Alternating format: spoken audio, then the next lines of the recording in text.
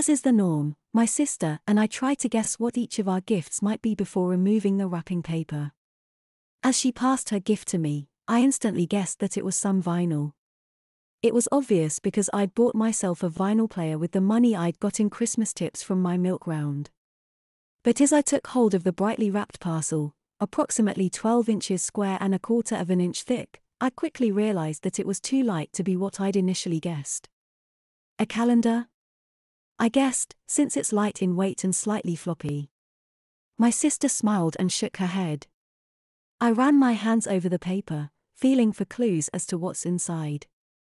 It's mostly flat, slightly lumpy here and there. Wall art? I guessed.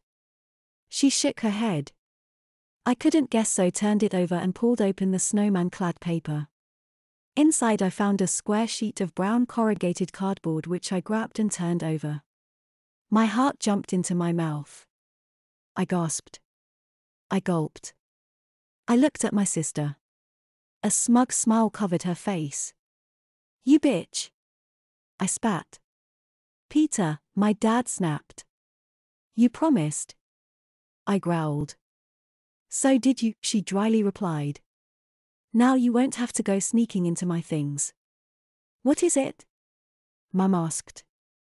I threw the gift to the floor and ran to my room. I want to burst into tears but fought them back. My head was so very tense as I sat on my bed, cursing my sister's name and wishing all sorts of ill against her. Since summer, my big sister has been privy to my biggest secret. It was only a matter of time, I guess. Since I'd been about 9 years old, I developed a kind of fascination with some of her things, not so much her knickers but her tights. On rare occasions I'd borrow a pair from the laundry basket and secretly try them on. Thin ones, thick ones, black ones, and blue ones. I loved the way they hugged my legs. But what I didn't like was how my fascination with wearing her tights led on to me occasionally borrowing other items. All of my own undies have thick seams which create an unsightly ridge. Some of her undies don't, so I began borrowing the odd pair of panties. This led on to me longing to wear one of her matching knickers and vest sets. The thin adjustable straps intrigued me. It was whilst wearing one of these that my sister sussed me out. She'd suspected for some weeks and laid out some bait for me. I bit and she confronted me. I begged her not to tell and promised I wouldn't do it again. After a heartfelt conversation, she promised me she wouldn't tell, providing I asked in future. That was all well and good, but the thing is, I couldn't pluck up the courage to ask. My thoughts returned to the present. I bet my sister's downstairs telling my parents all about me, the little pervert, the sissy faggot. Bitch. I said under my breath. I hope you mean your sister and not me, my mother said. I turned to see her in the doorway. Tucked under her arm is the gift that caused my outburst.